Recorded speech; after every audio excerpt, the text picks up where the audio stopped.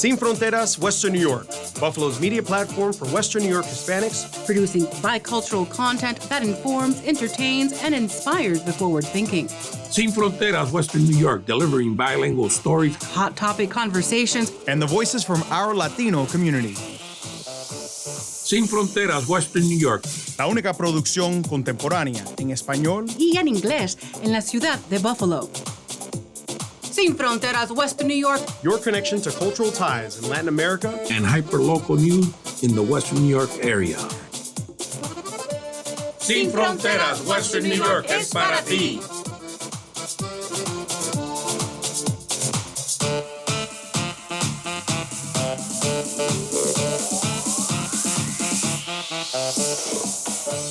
Bienvenidos y saludos, amigos. ¿Cómo muy buenos están? días, muy buenas tardes. Hello, everyone, and welcome. Hello, Samantha. Hi, Lorenzo. ¿Cómo estás? Yo estoy fantástico.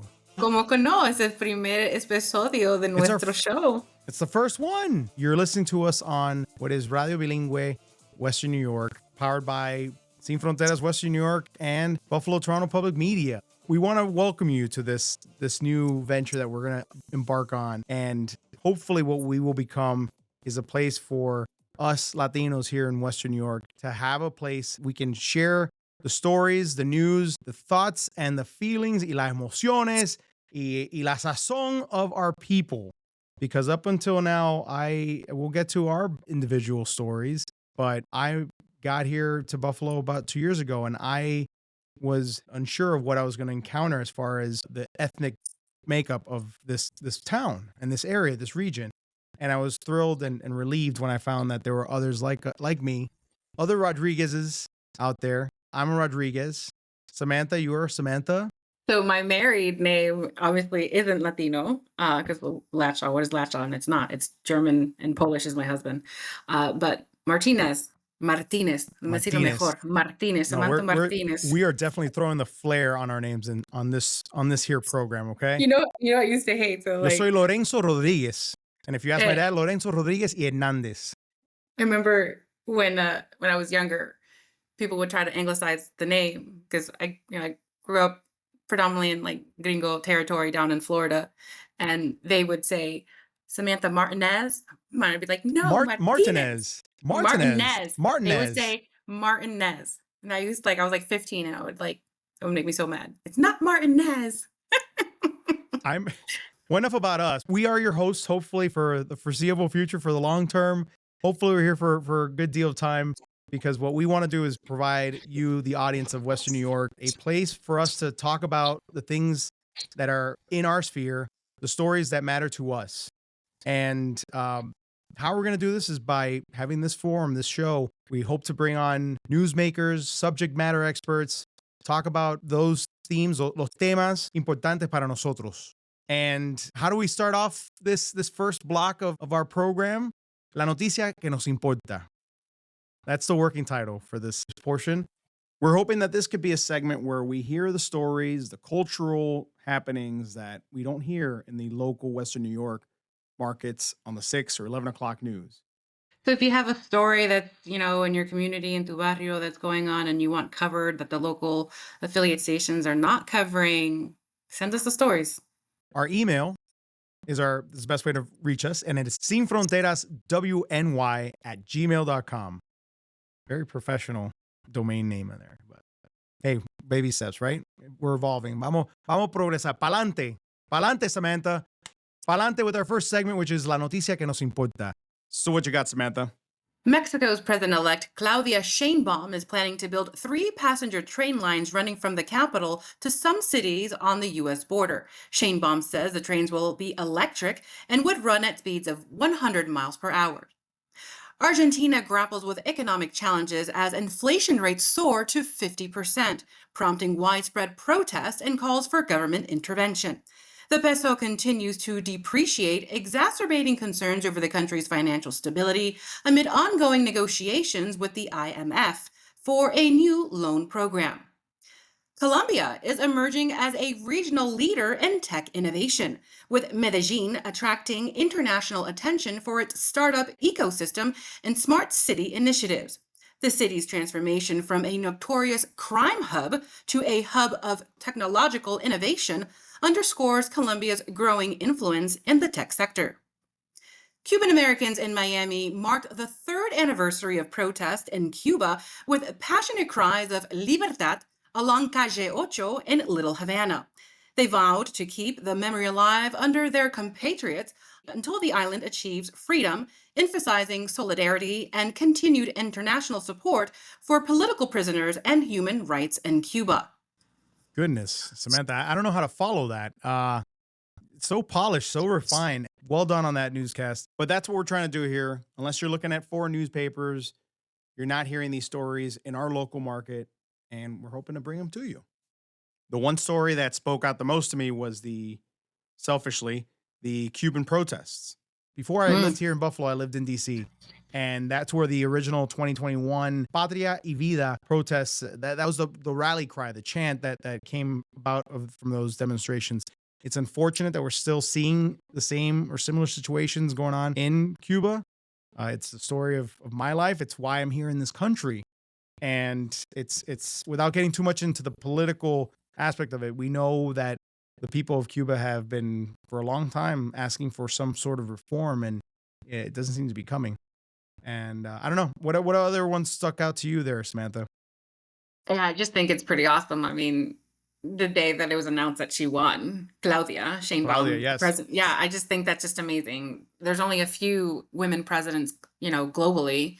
And the fact that she's, I think, the first in Latin America, throughout Latin American countries is amazing.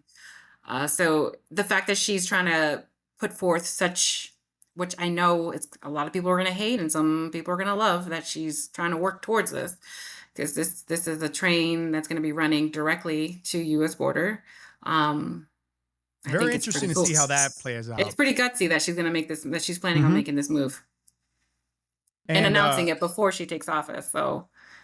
And you mentioned it a bit there, the changes in leadership and at the top in a country like Mexico. You mentioned Argentina in your news break, and that's another one too that I'm constantly looking at, because I don't know how much or our audience that has been following everything going on in South America, but Javier Milei is the newly elected president down there, and he had a very unorthodox campaign leading up to his presidency, and also just an unorthodox character in general. A lot of very, very drastic platform reforms that he wants to really implement. It's interesting to see what happens down there. That's one to keep an eye on. It's one of the largest economies in South America, so we need it to keep humming for the global market to keep humming. But we mentioned a lot of political talk. We mentioned people in power. We mentioned people in positions of civic responsibility and stewardship. And that's who we're going to hear from today. We're going to hear from New York State Assemblymember Jonathan Rivera. I was very excited to sit down with Jonathan because in my prior career here in Buffalo with our sister station of WBFO, I always wanted to speak to him, and we finally got the chance to do so. Enjoy. He is the representative for the New York State's 149th Assembly District. That encompasses parts of Buffalo, Lackawanna, other surrounding areas. Jonathan was raised on Buffalo's west side as the son of a police officer and a teacher. Two fields very important to the fabric of a local community. You, like I said, raised on the west side. You've been here all your life. So you've seen this place change from birth to childhood to now as an adult, now as a public servant. But from your early days, you were advocating for constituents with Congressman Brian Higgins. Now you serve as a special assistant to the Commissioner of Public Works in Erie County. And you're trying to enact a lot of positive change out here in your hometown, your home area of Western New York. We're going to try to delve into his insights on the community, on leadership, and also the future of Hispanos and Latinos here in Western New York. So we kind of started touching on there. You are an assembly member for New York State. Explain to those that are listening ¿qué es lo que usted hace? What do you do? What is it? And how does that fit within the grand scheme of government? Well, thanks for putting this together. I'm excited. Being a member of the state legislature is pretty interesting. as you mentioned before, I worked for Congressman Higgins and to see sort of how things worked on the federal level. And I also worked for County Executive Mark Poloncarz and seeing how things work on the county level. It's been pretty interesting. I'd say it was good preparation. But what's distinct about state government, and perhaps more so with New York than other states, is that we're very present in people's lives. I think I'd argue that county government touches probably the most people especially when it comes to health and human services. Mm-hmm. But I would say that state government is sort of ever present in that everything from the roads that we drive on to again, our hospitals, our schools, our universities, our prisons, state government really touches everything. And I'd say that, the legislature is interesting because we're one of the more active state legislatures as compared to other state legislatures. We are full-time. Many of us, this is what we do. There's no other work that we do. And, we take it very seriously. Texas, for example, a state that's just sort of a bigger state by comparison, their legislature meets for a shorter amount of time, and even in that, only every 2 years, where we're there in Albany quite often. And you serve in 2-year terms. We serve in 2-year terms, yeah. And, as state government sort of breaks up, the state assembly is 150 members. The state senate is 66. And, what we do at the state legislature, if I could break it down into pieces, I'd say the number one task we have is we are the body that the checks and balances on the governor when it comes to her budget. She proposes a budget at the beginning of the year. It's up to the Assembly and Senate to advocate for what it feels to be the best representation of where our priorities should be in that budget. That ranges from how much money the public school systems get in our neighborhoods, to our SUNY schools, to how many bridges and roads we're going to do, to how clean our waterways are, to, there's just countless things that we advocate for in the budget. Agriculture, tourism, economic development. I mean, we touch component of state government. Yeah. So that's to me, that's sort of our number one biggest tax is properly executing a proper budget. Second to that is, we as lawmakers have our own bills and policies that we look to pursue in passage and try to get that done. Any bill that we can think of, if I have an idea, if constituents come with an idea, we then put pen to paper on it. It goes through a committee process. It then ideally passes the assembly. Then it also, same bill has to pass the Senate, and the governor then chooses to vote on it or veto it. I've had that happen both ways, where I've had bills pass and I've had bills vetoed. I've had bills just pass one house and not the other. So I've sort of lived all through that. Every year we're coming up with different bills, and we're passing hundreds of pieces of legislation a year. And then I'd say, lastly, I would think this part of the job is my favorite part of the job, and that is to just be in the community and to hear from constituents. On any given day, I could be having a conversation about, this morning I went from Buffalo State College to the Family Justice Center to having a meeting here about Hispanic Heritage Month. So it's, every day is different. And even in Albany, when I'm in Albany, in a given day, I could speak to a union head. I could speak to the Association of Ophthalmologists. I can talk to, highway professionals, or I can talk to different types of associations, from restaurant owners to hotel owners. So every day is something different, which keeps it exciting. Mm-hmm. Can't imagine. We're constantly learning, constantly exposing ourselves to the things that are happening around our community. And that part of the job, the connecting with community, informing ourselves with community, is what informs both the budget stuff and the legislative stuff. So, well, if you don't do that part of the job, then I feel like you don't get to see or hear the feedback, the direct feedback. Right. You can get polls and data thrown at you, but it's being in the community, speaking to the folks in it that you represent. That's where you really see, hopefully, the rewards or the effects of the legislation that you're working on. Mm-hmm. I appreciate you giving us the Schoolhouse Rock breakdown of New York State legislation and the legislative branch. But you touched on a lot there as far as how you fit in the grand scheme of New York State politics. But as far as Western New York, I mean, I mentioned off the top, you are from this area. You're born and raised here. We're going to get into your genesis, your story, your origin story. I always like that. It's hearing from everyone in long form conversation about what has made them who they are. And on this podcast, we will get to that, and especially when it pertains to us, los Latinos. But in your career, you started to explain how that began. I believe it was, you were in the private sector in finance. Then So when did you get the public servant bug? So I grew up on most of my life on 14th between Mass and Rhode Island. I went to public school 77 over on Normal. Then for junior high, I went to Campus West, and high school went to Hutch Tech. So just been on the West Side my whole life. I grew up. My father was a police officer, and my mother was a teacher aide, both for the city of Buffalo. And saw public service in those ways too, and always encouraged by my dad's presence in the community. He was still in uniform then, and still with the department. And I think that there's something to be said about somebody that does their 9-to-5 work, but then fills their outside of 9 to 5 with community work. The extracurriculars. Yeah, Mhm. yeah. And he was always one to be that way. And he was always involved in campaigning for as long as I can remember. And he goes back into politics really predating like the Griffin administration. So a ways back. Okay. He was the mayor before Masiello, who was the mayor before Byron.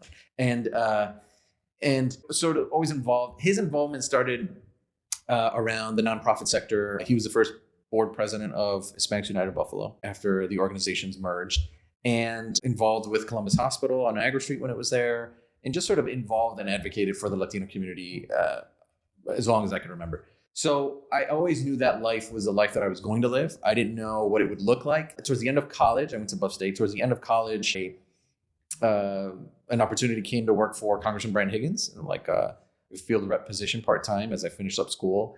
He was just newly elected to Congress. He was a state assembly member as well for that. And it was a new, exciting thing in that it was new to him, and it was new. The whole team was new, and it was such a big district. At the time, it was most of Erie County and all of Chautauqua County.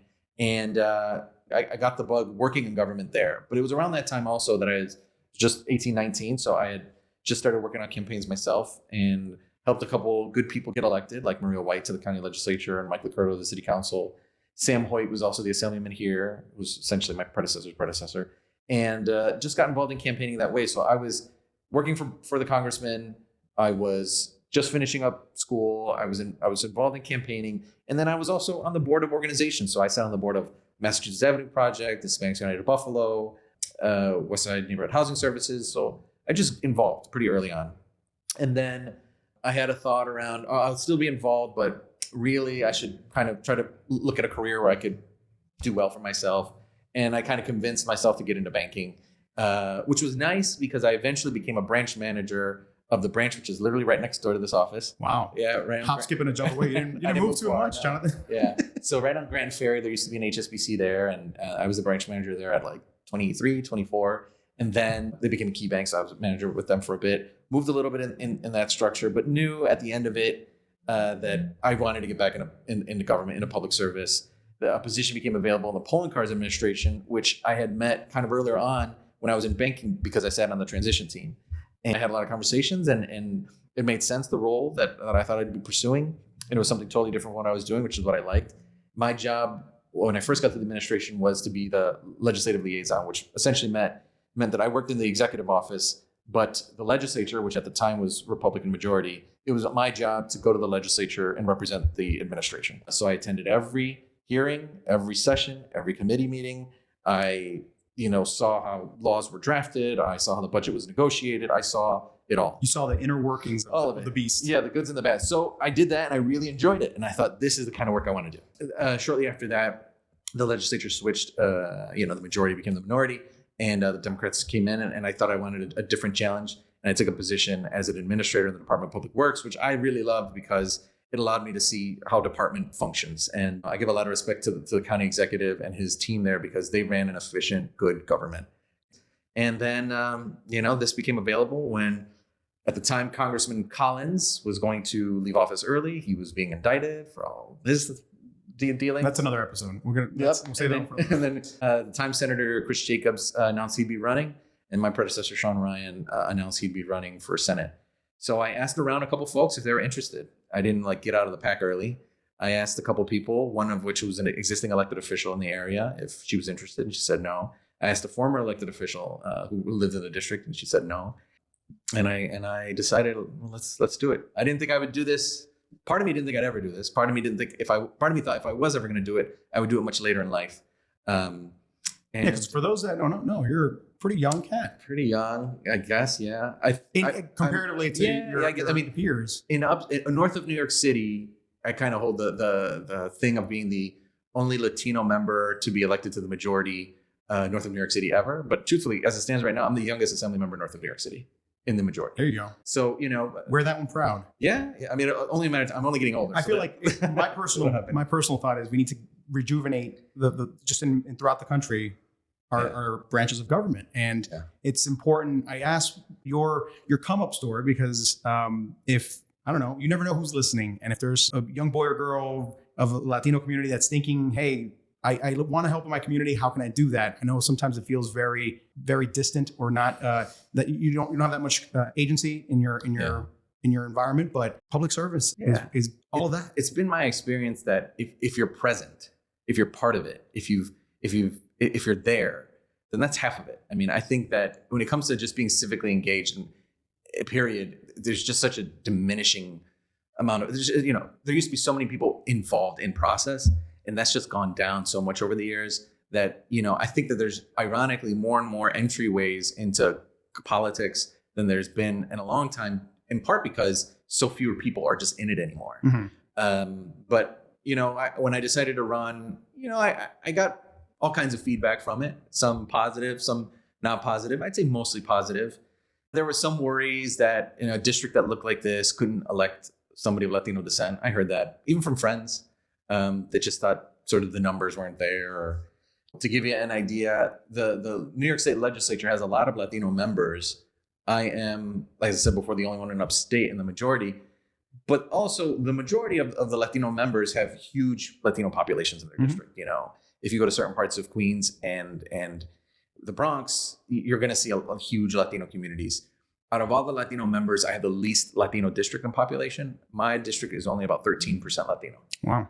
And that's just, if you look up the district, it's like a lot of them very, very juts out and comes back in and runs up against the Lake Erie. Yeah. But we're talking Buffalo, Lackawanna, Hamburg, Lakeview.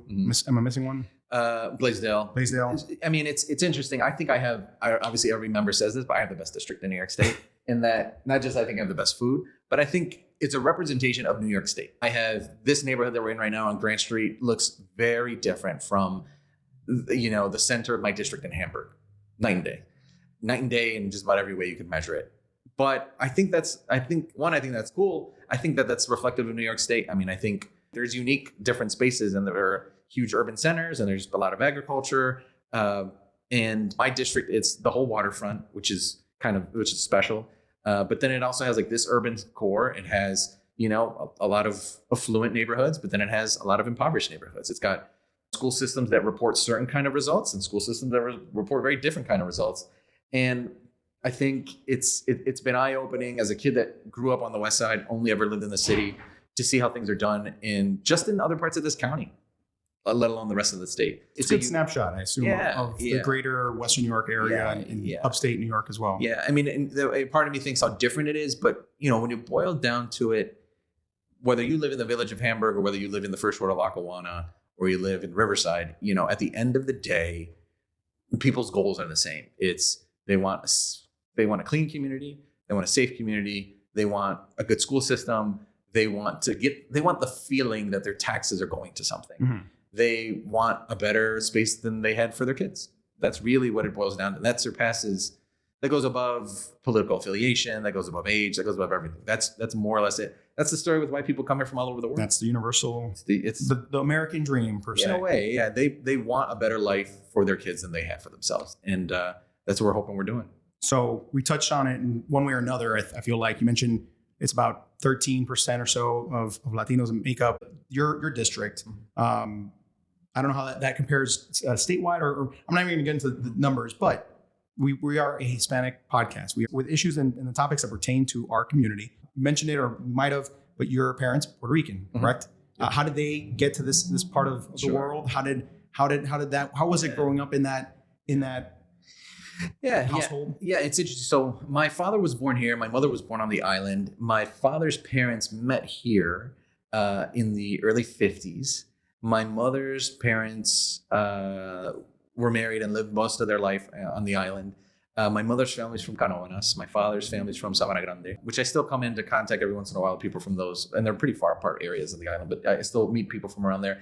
And I think what's clear in the case of my father's father, he came here for work. And we mentioned earlier about Dunkirk, it's wild when I tell people that the first mayor of Puerto Rican descent in New York State came from Dunkirk. That's right. And what people don't know if they don't live around here is there was always, as long as I can remember, a big Puerto Rican population in Dunkirk. In fact, every Thanksgiving we spent in Dunkirk, my family. From what I understand, there was some sort of textile company or factory on the island. They opened up a U.S. Facility in Dunkirk, and a lot of the folks from Puerto Rico left because they knew the facility, knew the work, and they relocated to Dunkirk of all places. And then you add to that the railroad industry and what that did, and people came really from all over for that. So, the summing up, everybody in my family that came to Buffalo is probably the same as every other Latino family that came to Buffalo. They came because of work. They believed that there was a better chance of prosperity, a better chance of just agency and a better life for their kids here. And my father's one of 5. They all grew up here, went to Buffalo Public School here. My mother's one of 10. Wow. Some of them stood on the island. Some of them moved here. Some relocated to Southern Ontario, which is, interesting. Puerto Ricans in Dunkirk is one thing. Puerto Ricans in Southern Ontario is another thing. But that's real similar to every other Latino family I know here. It's, they came not because they had everything they wanted in Puerto Rico. It's because things were getting tough there. Jobs were tough there. And there was this idea that you could come here and find work, even if you didn't know the language.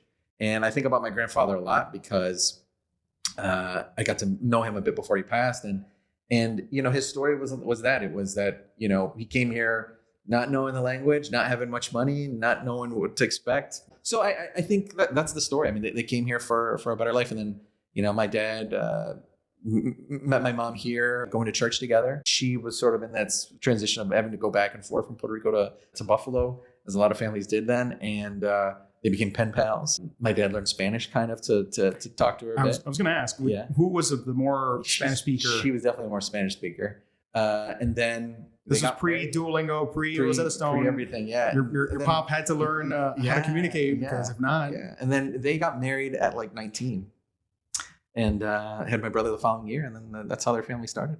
Yeah. The dream of moving somewhere to get a better life. Yeah. Puerto Rico at the time, as you mentioned, going through its economic turmoil, among other things. But a lot of folks came out here, and we're seeing that now currently. You can't go anywhere without hearing the dreaded I word, immigration, and everything that's happened in the last year here in the Buffalo and Western New York area. I think it's very important, and we speak about this because for a portion of your career, you served on the Erie County Commission of New Americans, or the ONA. Mm-hmm. Now, that's the Office of New Americans. So correct me if I'm wrong, but that's pretty much helping to set up a foundation or all the services within government that are helping new immigrants, residents, refugees coming to this area. I really am thankful for that learning process. I mean, the county executive was kind to let me kind of run with that when I was there. And we had begun it there. I mean, that's when we started it. And the idea of it was, like I said before, the county government interacts with everybody, right? Mm-hmm. Whether you want to open up a restaurant, whether you, were needing health services, or whether you just needed to connect with social services, from employment assistance to resume assistance to job placement to everything else. So a lot of people when they're first here, they interact with county government. What we were finding was there was a bit of a disconnect between individuals who were coming here in whatever path they came here and interacting with county government. What we had was, and we still have, and it's good and necessary, organizations that work to sort of resettle people or assist people when they get here, and those organizations would interact with county government.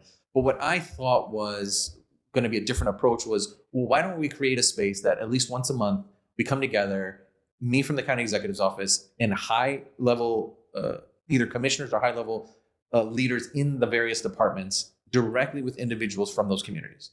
So that's what we did. So in a given month, myself and the commissioner of senior services and the commissioner of social services and a handful of other commissioners like mental health or health, we would be in a room, and then, individuals themselves, not some intermediary, these individuals themselves that represented the Bengali community or the Burmese community or the Bhutanese community, they would come before us and they would just tell us what their situations were like dealing with county government. So that was super informative to tell us, obviously there's language barriers, and that's a perpetual thing that government just needs to be better at all levels, is dealing with, the provision of services in other languages, but it's more than that. And I got to learn firsthand around why these breakdowns were happening. And I think in many cases it started with people that are just coming here for the first time. It's not like anybody else that's relocating. If I moved from, Rochester to Buffalo, it's a change, but it's not a shocking change. But to come from another country where you have, in many cases, legitimate distrust towards your government, to come here and be told, well, you're going to interact with government a lot. That in itself was a bit daunting. And trusting government is not something that they're, should be doing in some countries, right? So, when you come here and you're sort of thrown to the lion's den of confusions, there are things that we have to do to be not just more customer friendly in a way. There are things that we have to do to just take into account and just be more culturally competent around the things that make us unique. So that was really helpful. So that was my sort of entryway into it all. Since then, I've worked more and more with refugee resettlement agencies and really more around asylum seeking assistance. That's taken me to go to other parts of the state that I don't even represent, where I know that there are Latinos kind of coming into communities that in some cases are not very welcoming. I've spent multiple times in Jamestown, for example, where about a year ago, I got calls around, there's an uptick in folks from Colombia that have come from the southern border here. You don't really know how they arrived in Jamestown of all places. But so I went down there. I went down there with clothes. I went down there with food from food pantries. I went down there to talk to them about where they are in the process, what they want to do. So I've met with farm workers from counties that aren't anywhere near here, here in this office. And, I feel as though it's a responsibility, if I'm going to wear the only Latino majority member in upstate New York, then I feel it comes with a bit of responsibility to look at the plights and the struggles of Latinos in other parts of New York that are not just in this neighborhood. I'm glad you touched on the lessons learned in that capacity at ONA, because I think we've all in the last year saw the what's been going on, like I said, with immigration, other state leaders trying to score political points. We've seen immigrants being used as political pawn pieces, some of them ending up in New York City. Unfortunately, the city themselves getting inundated with immigrants and having trouble assisting a lot of those refugees, a lot of them asylum seekers, and a lot of them found their way out here to Buffalo. To kind of summarize what that year has looked like, there was, I think, correct me if I'm wrong, but that was early September, maybe sooner than that. It was when the wave started, but we've heard a lot about that. We've heard good and bad. Without getting too much into the details, but sexual assault cases, there were concerns about who would be footing the bill for all these newly resettled immigrants, and the company, the medical company DACO, that was responsible for the lodging, the ad hoc lodging out in, correct me if I'm wrong, Cheektowaga, outside of your district, but still a issue that affects all of us in this area. So what were the lessons that you've learned being around this area and from that experience about the current state of those immigrants? Yeah. I mean, it's interesting. I guess I'd start with asylees have been coming to Western New York since asylum existed. Like, we forever have had people come here in one way or another seeking asylum. So that's nothing really new, in part because we're right on the border with Canada, and in part because the same reason that my grandfather came here, because there was perceived to be economic, opportunity here. So we've always had asylum seekers. We've never really had the issue that we've had last year or earlier this year. Then we've had, it just hasn't been an issue. I think what we've learned is, what we know, I should say, is we invest in our refugee resettlement agencies. And maybe it's worth taking a step back. So that sometimes people sort of combine asylum seekers and refugees under the same thing. Refugees are individuals that have been pre-cleared in another country, often their home country or a country that they've been displaced in. They're pre-cleared by our federal government to meet whatever parameters the federal government has laid out. And they've been permitted to come here. And then they are placed. When they're placed with an organization, and we have 4 refugee resettlement agencies here in Buffalo, but there's organizations all over the country. And those individuals are afforded a more expedited process in sort of planting their feet somewhere. So they're placed here, they're given assistance towards where they're going to live, how to enroll their kids to school, how, where these services are available, where's this, where's that. They're given a lot of information and support when they're here. We fund refugee resettlement agencies additionally in New York State, which is not what a lot of other states do, is in that a lot of refugee resettlement organizations solely rely on funds directly from the federal government when ours do. But New York State provides additional, which I believe this year was another $7 million just towards resettled refugees. And those individuals are given an employee authorization number, which is essentially their version of a Social Security number, which allows them to work almost immediately. So for folks, we had a big wave of Burmese refugees in the last 10 years or so, folks from Bhutan, folks from Somalia. It's increased over the years and it's diversified in countries, but those are sort of the bigger waves that we saw. those individuals, they have their own struggles around language access, certainly, and around connecting with employment, and on top of every other limitation that people have in Western New York. For asylum seekers, it's a bit different in that these are individuals that they've either begun the process at the border at their crossing, or they're beginning the process here of seeking asylum. Seeking asylum is the legal process that we've created in this country to allow for someone to be here. It's our process. We lay it out. We are the ones that determine the limitations. We are the ones that determine numbers. It's the federal government that decides that. Like I said before, we have been, asylum seekers have been coming here for generations. This past year with this DocGo arrangement has been pretty brutal. It's been poorly managed. Communication has been terrible, I think. Because I think $432 million, before folks get up in arms, those $432 million, I believe, came from New York City. They funded, a lot of that came from New York City. They were the ones funding this. And I'm not trying to let sort of New York City off the hook, but it's New York City, as well as is a city that receives its own flow of asylum seekers. Mm-hmm. Then with this huge uptick from Texas and other parts of the country where they were just busing people to these cities, that's an undue burden that New York City never expected, because why would they have expected that the governor of Texas would want to play politics with people's lives and ship people to New York? So some of the folks that came from New York eventually landed in Buffalo and other parts of New York State. Now, I'm in a way grateful that they came to Buffalo, but I am sad that they had to go through the process that they went through.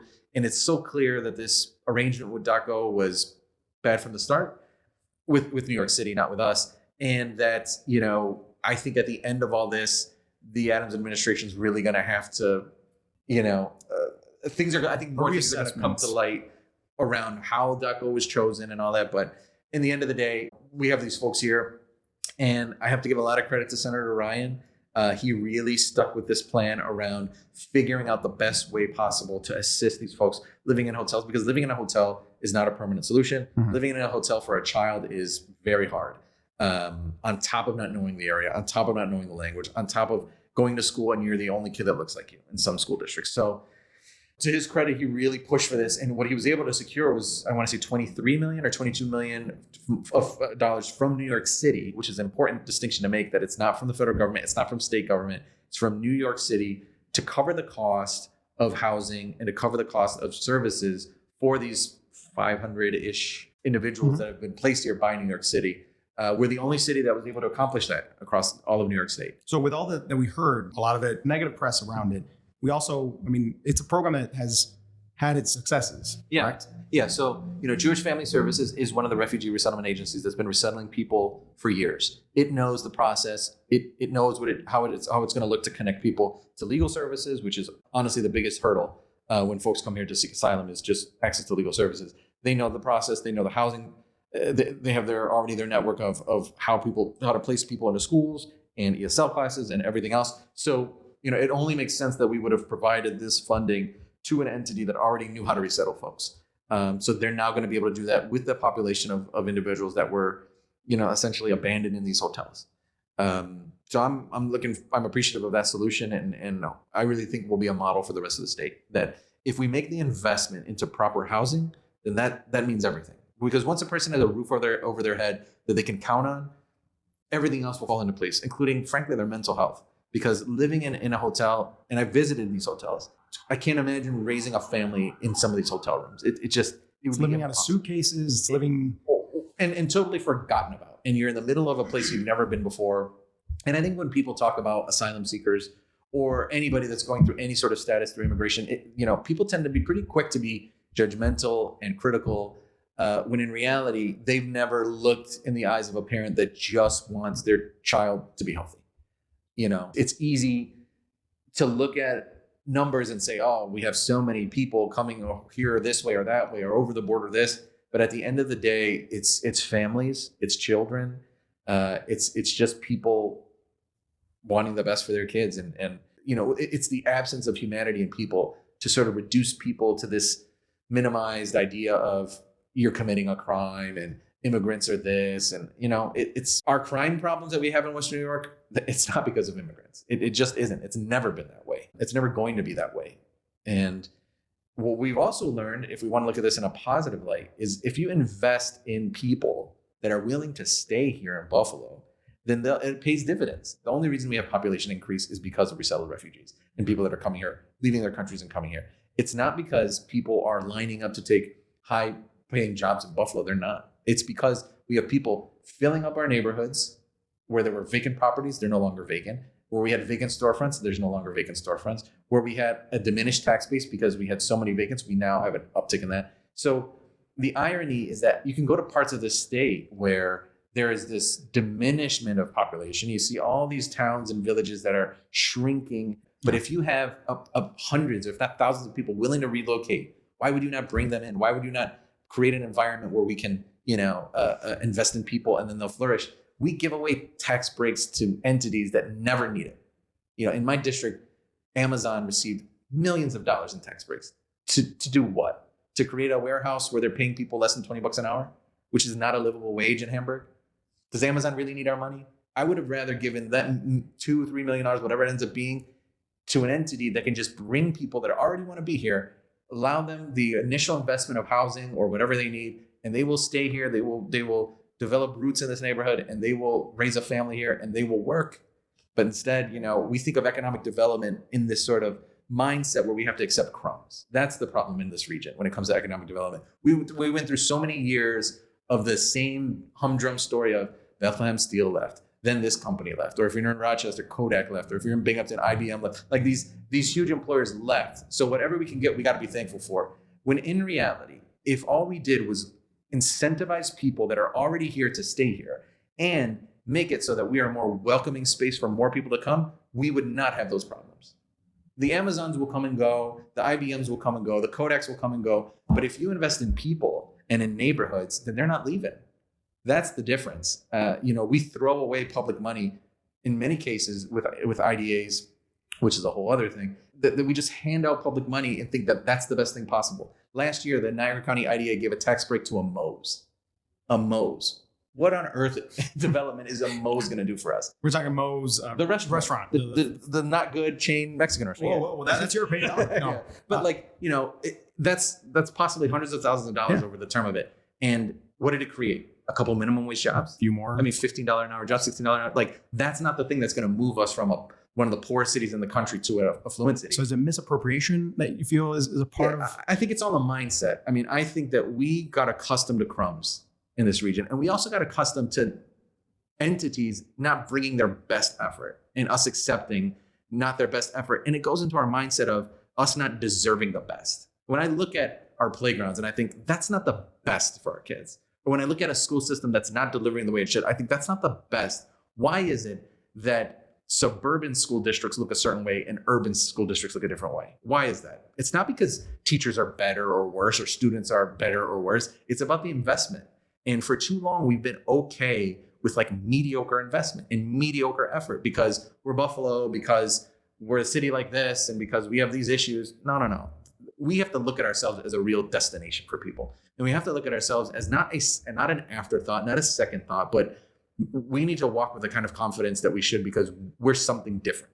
This is a special city. It has a history that no other place has. It has an arts community that no one else has. It has an architectural history that no one else has. It is unique, but we still tend to walk with our heads not totally up because we look at the things that haven't changed quick enough.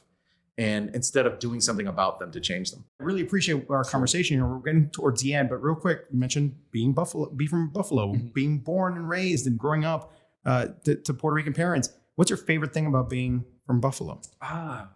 My favorite thing about being from Buffalo is it's a constant surprise.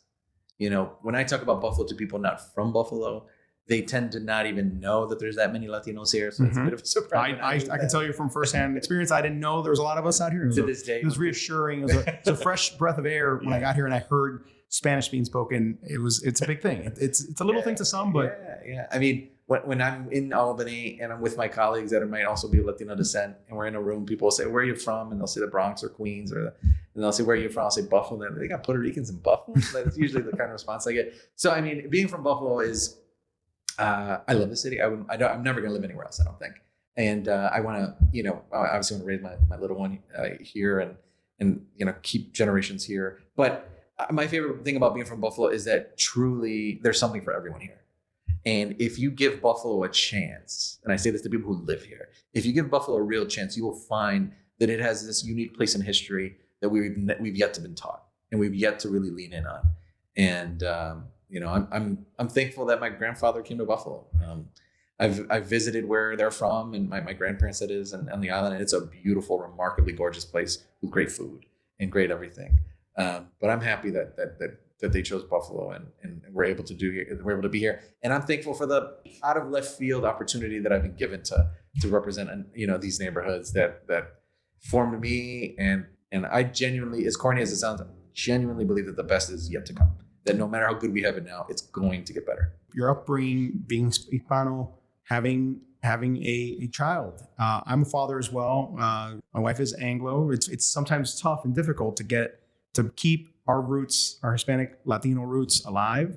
How do you do that? How do you impart some of that, the cultural touch points with your child now? Yeah, it's the celebration of our history. It is celebrating Three Kings Day with her.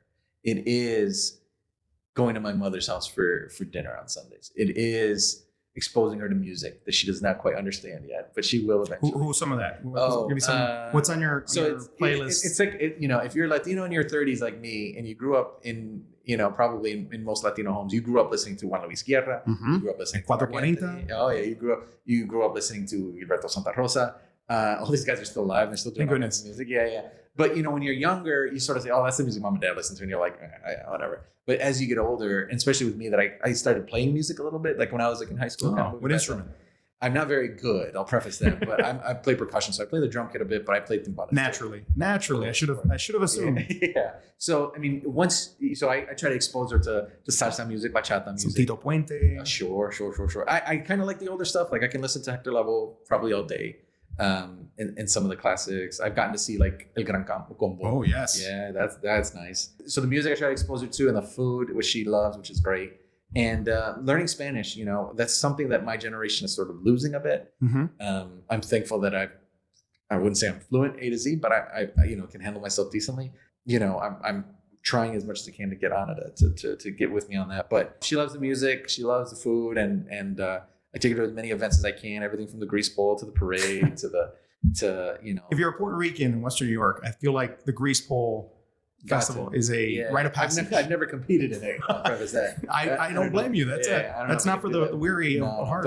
And that's another one of those things when I tell other Latinos, like, "Oh, we have this event in Buffalo that we do this." They're like, "What?" As we look kind of to the future here, I was going to ask you. You got your hopefully reelected for your next term. What does that look like in the next 2 years for you? And also, kind of subsequently to what we just talked about, what does the Hispanic population, the community, need to do within the next few years to really take us to the next level? I'd say, the future for me, my first few years here, I'm happy that I've been able to fight for some resources to entities that really serve the Latino community, from the Bell Center to the Olivencia Center to the Hispanic Heritage Cultural Center, Western Community Services. So, I'm happy that I've been able to do that, but that's just sort of the beginning. And really, that's just making ground for so many years of disinvestment. So we have a lot to catch up on. I would say when it comes to Latino presence in Western New York, I think that we're going to continue to see folks from Puerto Rico resettle here. And I think that's going to become more diverse over the next few years, and that more and more people from parts of Central and South America are going to come here and stay here through the sort of the programs that I mentioned before between resettlement and asylum seeking folks, which is awesome. And I think the next phase of our future really is going to be around our presence is going to be solidified around the where we occupy, what spaces we're in. It used to be that Latinos, when the Latinos first came here, they were like in part of Lackawanna and South Buffalo, but little by little, it really became the West Side in like 70s, 80s, 90s on the West Side. And now it's sort of West Side and a bit of Black Rock. And now we've sort of kind of gone, Tonawanda and other parts of the few of us on Grand Island. A couple of you on Grand Island, that's right. Got family in Grand Island, so there you go. But I would say where we are going to move the needle is, when we become a more involved community. We're never going to make up 50% of the city of Buffalo. That's just not numerically really going to happen, at least not in the next couple of decades. But that's okay, because we don't need to be 50% of the city of Buffalo. We're loud enough. We're a loud bunch. I would say, we need to exert our presence in all kinds of spaces. And that means more home ownership is a big part of that. Voting more is a big part of that. business ownership is a big part of that. When you go to parts of cities that have more of a Latino community and bigger Latino neighborhoods, you find that, okay, the accountant, the attorney, the dentist, the doctor, those are all Latino-owned businesses. In Buffalo, we still aren't really there. I think, when we really solidify our space in where we are and really can make it our space, then that's the foundation we need. We need to make it so that this is our neighborhood. This is a neighborhood that we're going to invest in, that we're certainly welcoming to anybody that wants to be there, but this is our community. We're going to fight for our community centers and our library and our health centers. That's where advocacy comes in, because if that clinic that's on your corner is facing shutting down and that's the only access to healthcare your community has, you're going to fight for it. But if you don't live in it, chances are you're not going to fight that hard for it. So I think once we sort of, more prominently exist in the space that we're in, that's when we're really begin to grow again. That's my take. Yeah. Once again, I truly want to thank Assemblymember Jonathan Rivera for taking time out of his very busy schedule. I got to imagine, man is coming back and forth from Albany, traveling everywhere throughout the state. Many, many thanks to him and his staff for making that happen. We truly appreciate it. We're glad that he's our first guest on Sin Fronteras, this new era of Sin Fronteras. And now, as we reach kind of the end of our first inaugural show here, we have one segment that we want to do towards the end, a little bit lighthearted fare. We call it El Bochinche. You're laughing, Samantha, but you're laughing. Why are you laughing? Because we're going to talk about something usually good, so it has to evoke a little giggle. So let me just set the table here, because Bochinche is a word that one of our producers brought up, and as a name for this portion of a kind of like what this is going to be is hopefully a wild card, kind of a little cultural news segment, something that's happened in our general sphere that piques our interest, that we want to talk about. El chisme, because that's what Bochinche is. I didn't know what Bochinche was as a Cuban American. I feel like especially in Caribbean Spanish, I think Bochinche is pretty commonplace, like chisme, but I don't know. I mean, Samantha, you called me sexist earlier, but I think it's maybe because you're not a girl. Well, yeah, I didn't know. I'm sorry, it was a blind spot. But I mentioned I'm Cuban, of the Cuban descent. Where are you from? What's your origin? Your Dominican descent. Eres Dominicana. Mm-hmm. So, I mean, we'll get into that at some point in our hopeful long-term relationship here, a professional relationship. Vaina, that's another fantastic word. That one I know. Esa vaina, great word. But for Bochinche, I had to go to. But yes, it's pretty commonplace. For Bochinche, I had to go to La Real Academia de España. What, to look up vaina or to look up No, Bochinche? not vaina. I don't know if vaina's in their. I don't know if it's in their dictionary, but Bochinche was. And I go to them because I remember my 10th grade honor Spanish teacher always drilling us, go to La Real Academia de España. She was a Spaniard herself. And that's the authority. So it is tumulto, barullo, alboroto. I know that word. Alboroto's a good one. That's a great word. And chisme.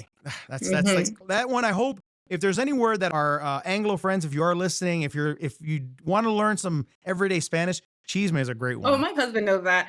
He'll hear that. His little ears. He'll hear the word chisme. Like if I'm on the phone with someone, his little ears, they perk up. Oh, yeah, chisme. It's basically the tea, the scuttlebutt, the water cooler talk.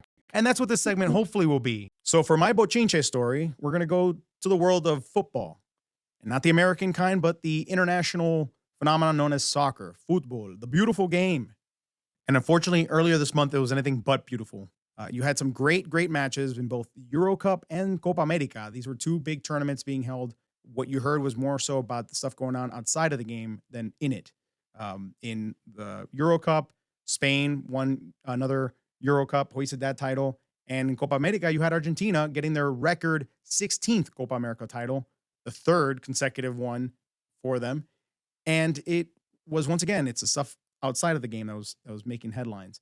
You had the game down in South Florida at Hard Rock Stadium, and what was happening in the concourses was pretty alarming. You had fans that were storming the gates, and they were basically flooding and pushing everybody. Mob mentality ruled, and you were having families, fans just getting pushed up against barricades. Eventually, security kind of just gave up and let them go. And you had also videos of people getting tackled and arrested.